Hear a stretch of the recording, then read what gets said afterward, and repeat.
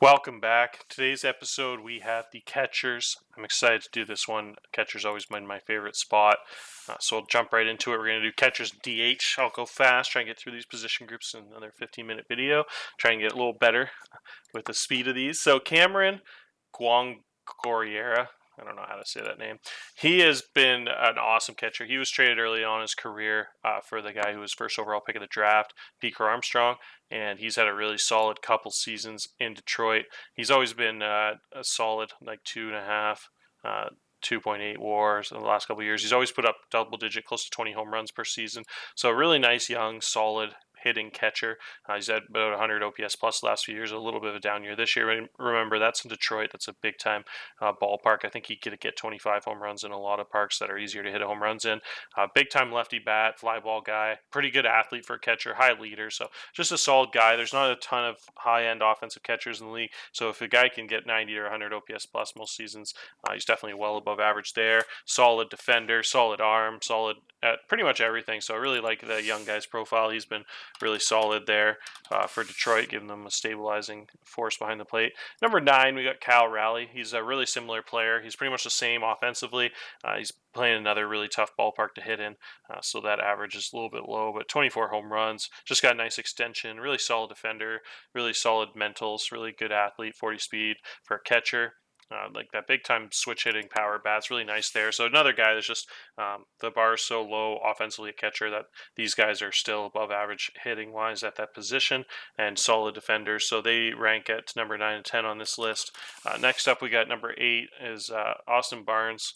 Austin Barnes has had a really nice career for a couple of different teams in the AL East here. If you look at his history, he played for Montreal for 3 years, and then Toronto, and before that he was a Dodger. He's had some really nice years in the AL East there, 2 WAR, 2.5 WAR, 1.6. Really, really good athlete with 65 stealing and 65 base running. Lost a little bit of speed there in the last year too, but he's getting pretty old there, 36 years old. He's a really good defender, one of the best defensive catchers in baseball. He hit really well, 100 OPS last year. His bat's starting to wane a little bit as he gets older. Still walking a ton though, so he gets on base at a nice clip. Last year's 345, which is super high for a catcher. And with that elite defense, he's one of the better ones. So guy's worth definitely a lot of value for $2.3 million. So he's been a really nice pickup there for Toronto. Really nice season there he's had. Next up, we have Yasmani Grandal. Grandal could probably be a bit higher on this list, but the top 7 are all really good, and it was just hard to put him ahead of guys that had such better bats than him. Although historically he's a guy that respects like a top 3 type level, but this is more of a current ranking system. So I think with that 35 contact tool, he's still really elite defensively, but I just think at this age and this contact dropping off a little bit, those other guys I just wanted to give a higher spot to at this point in time. But Grandal could definitely, you can make an argument he'd be top 5. He's just been historically great for the last decade. He's just been amazing to watch. He was a huge power guy early on in TLG, and now this contact's dipped quite a bit. He's had a little tougher time making contact, but he still hits the ball far when he does hit it. His eye's still really elite. He's still over 100 OPS plus at 37 years old, which is nuts with his defensive profiles. The guy's just been a huge reason, probably the biggest reason Chicago's just been so good for so long. Really nice career he's had in TLG, that's for sure. We've talked a lot about him, so I'll move on. Keibert Ruiz is amazing. He's number 6 on this list. This is a really high-end catchers we're getting to now. So there's a big tiered difference between the top 6 or 7, if you include Grandal. From the 8, 9, 10 are solid, like Barnes, Raleigh, and that Detroit guy. But once you get into this top 6, these guys are all really talented dudes. Keibert Ruiz has had some monster seasons. At 5 WAR last year, hit 320. Dipped quite a bit this year. It only hit 260. Houston slumped a little bit compared to last year with their talent level, but still hit 20 bombs, still the same ISO, huge monster OPS plus numbers. Really solid defender too. Is like a 65 catcher, pretty solid ratings all across the board. Has really good contact and avoid Ks. Just huge combination there between the nice power with the low strikeout rate. 10% is just wild. 9% strikeout rate last year. So it's an amazing catcher. That would be an improvement for pretty much anybody. Joey Bart is next up on this list. I had him one spot above just because of how well his pitchers performed. His catchability is a little lower, but he's still a really good defender. But his pitchers performed so well in San Francisco this year, so I wanted to reward him over Ruiz, who had a bit of a down year in Houston, only hitting 260. Joey Bart hit 250, but a little bit more power than Ruiz, and his pitchers played a lot better. So I think Bart can be a big part of that. Some young guys, especially, having huge seasons in the starting rotation. Jackson Rutledge really picked up his game. So Joey Bart is just awesome. He's a top 5 catcher in baseball, absolute freak. Just been a really, really solid catcher there for years now. So learned from Buster Posey early on, and just taking the mantle now. And they'll pretty much go like 20 years with just those 2 catchers starting, hopefully. So that's just crazy. Going back to back with those guys. Those guys are both awesome. JT Realmuto was also number 4 in this list. He probably could be a little higher just based on the season he had. Just amazing. Played so well this season. He was a huge reason Washington looks like you're going to win the division and the NL East. Just an absolute menace at 29 home runs for catchers. Absolutely wild. One of the best catcher offensive seasons I've ever seen. Right up there with like the, right up there with the top offensive production seasons of all time with like Pudge Rodriguez and Mike Piazza, and definitely just an absolute beast with the bat. Defensively, he's still an 80 catcher with 75 arm. His ability is a tad lower, but then these top guys here, which is why they get the nod over him. The pitchers didn't do quite as well, but he made up for it offensively. He's just an absolute freak show. 285 ISO was just insane for a catcher. He hits the ball so hard, so far. Fly ball guy.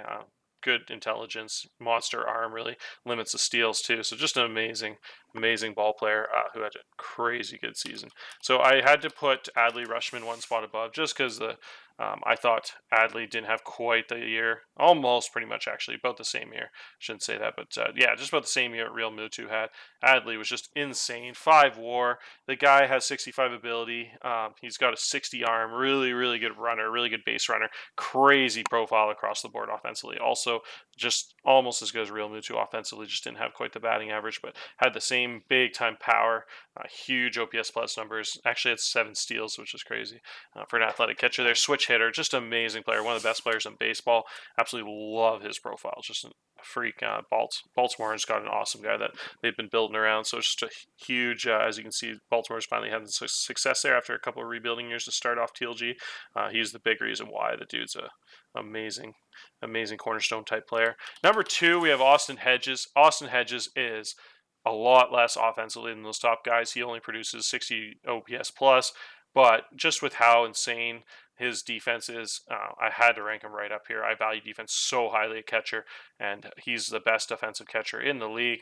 The guy actually hit 16 home runs, so even though he hardly makes any contact, strikes out a ton, he gets pretty decent offensive production there, still gets like positive WAR, but I figure he's worth about 6 or 8 WAR on defense alone.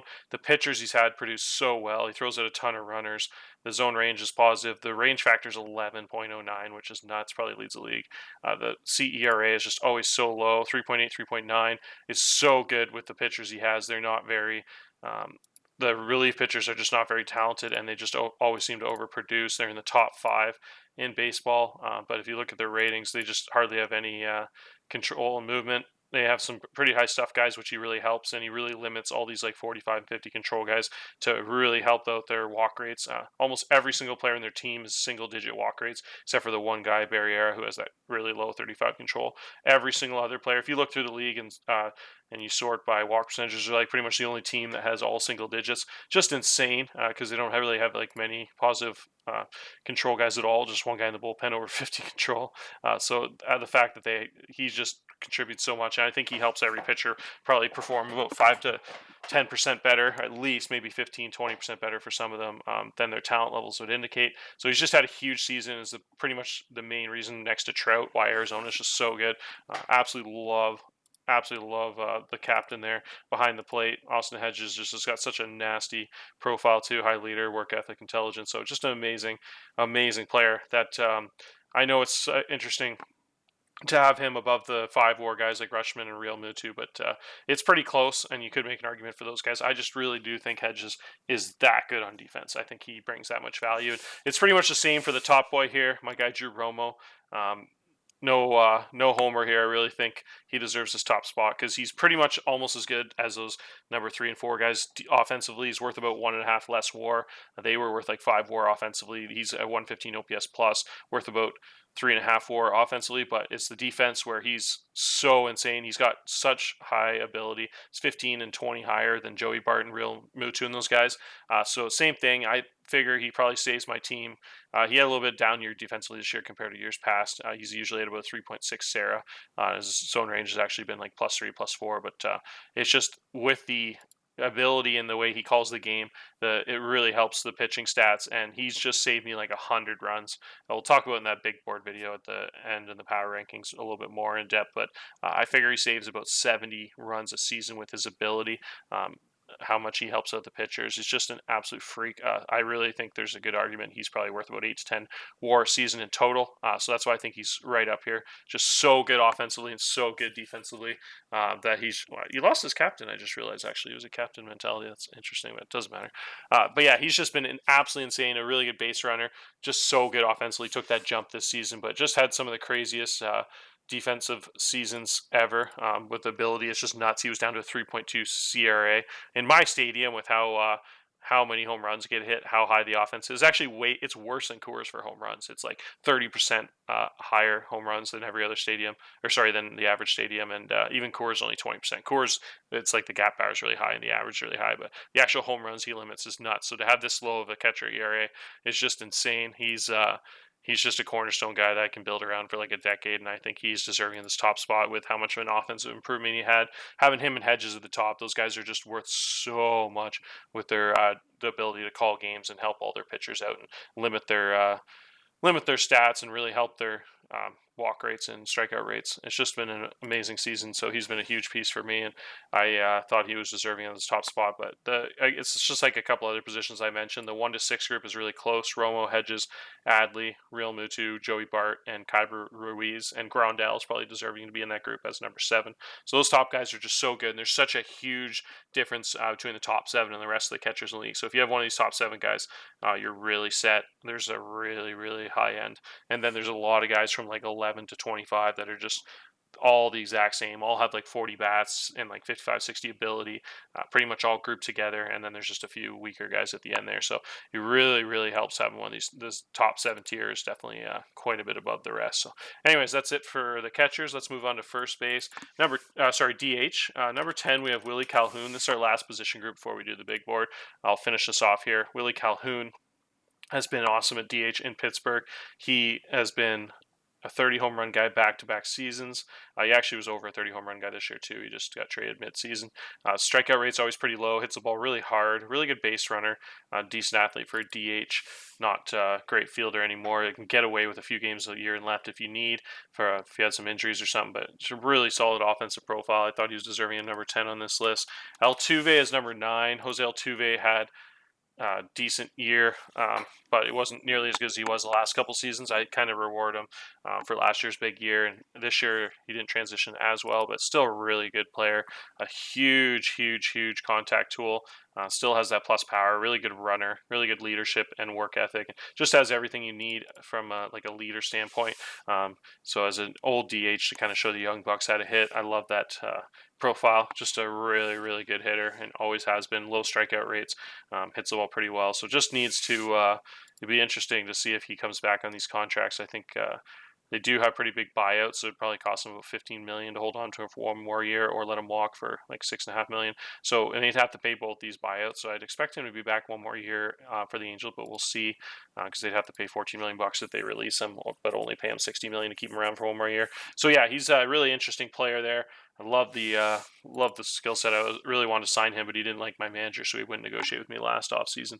But really talented dude. Next up, we have EP Ruiz. EP Ruiz is one of the best hitters in baseball from a pure rating standpoint. He hasn't been able to stay healthy this season. He's missed a ton of games. Had like 5 different injuries. Unfortunately, I think you see here, where's the best way to look at injury history? If you see this year, actually, it's not too many. I thought it was a little bit worse than that. He did have a 6-week one, then he had a day-to-day, and now he has 3 to 4 weeks, another day-to-day. So hopefully next year he can play over 120 games and prove it for a full season. But as you see, the thing that stands out about him is that strikeout rate is just so low. He's got the insane EDI and 75 void, which is like Juan Soto type. It's almost a Juan Soto ratings minus a little bit of contact. Juan Soto is like a 50 avoid K guy but he's got a lot higher contact. So that just shows how insane his offense profile is when he compares that closely to Juan Soto.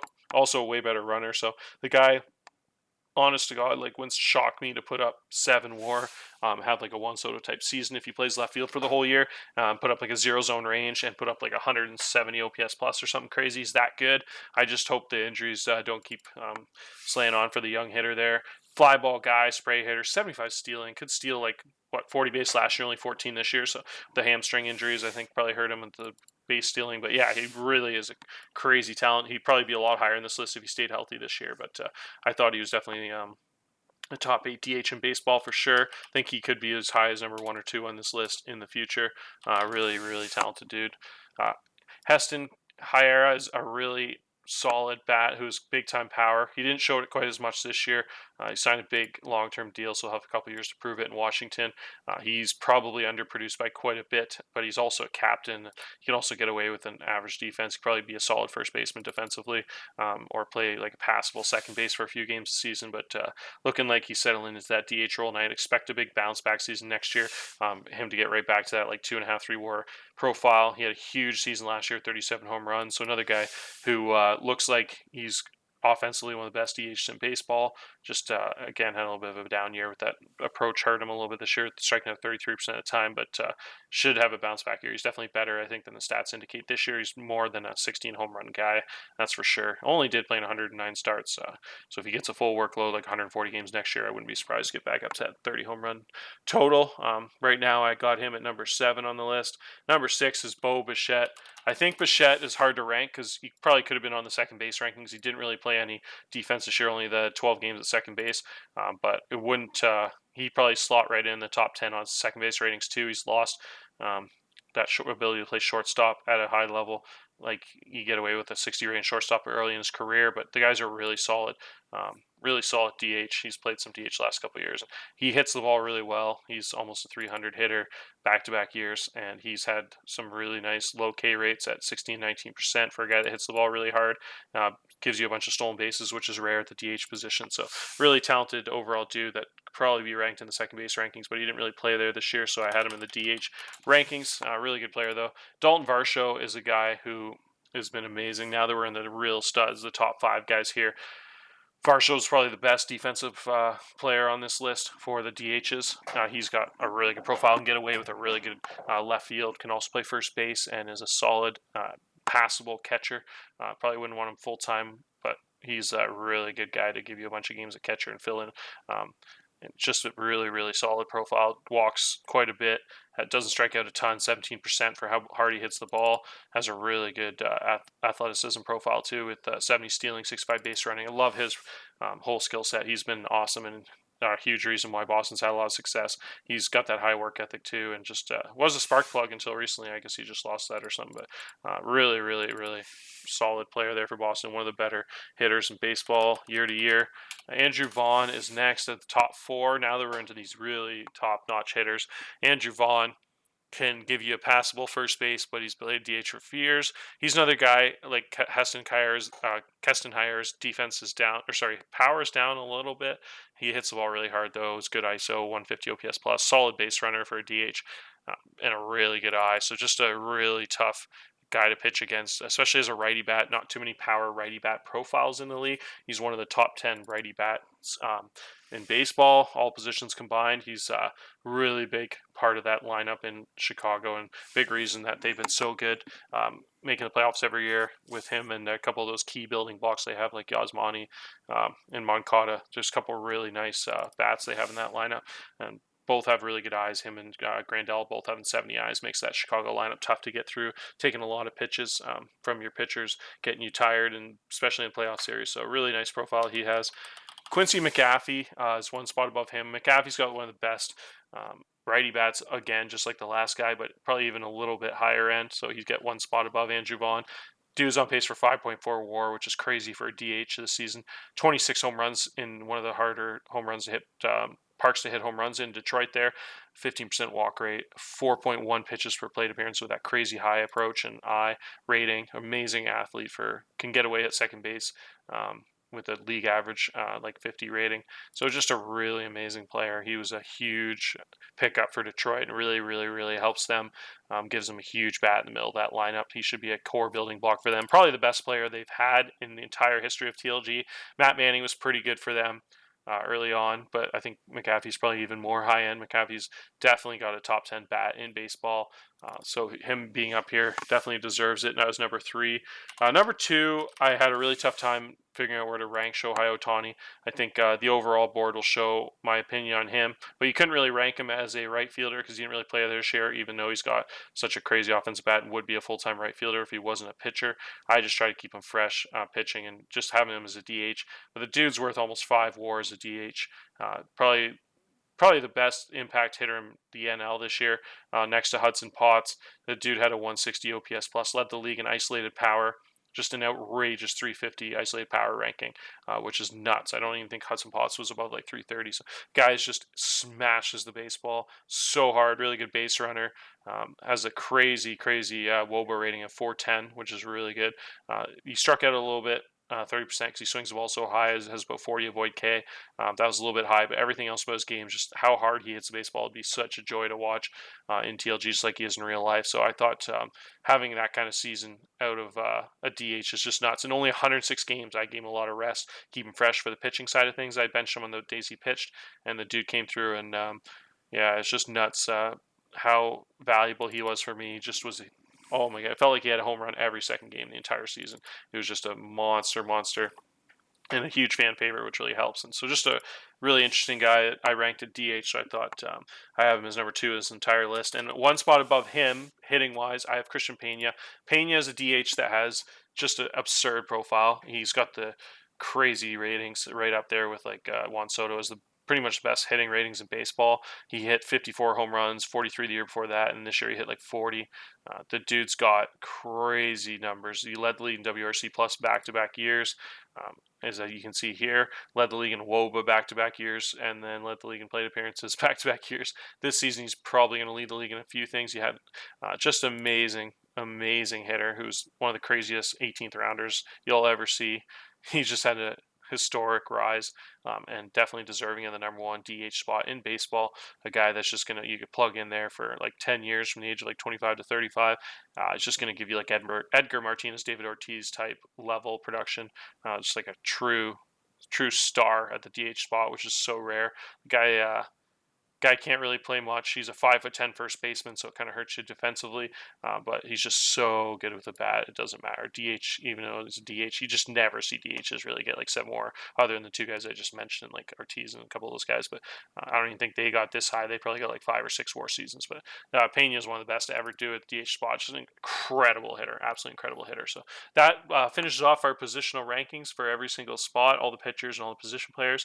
Next up, we have the final granddaddy of them all, the big time list of the power rankings for all positions combined. I did a top 30, so that episode will be out tomorrow, or probably even today. I'll probably post them both. So cheers, everybody.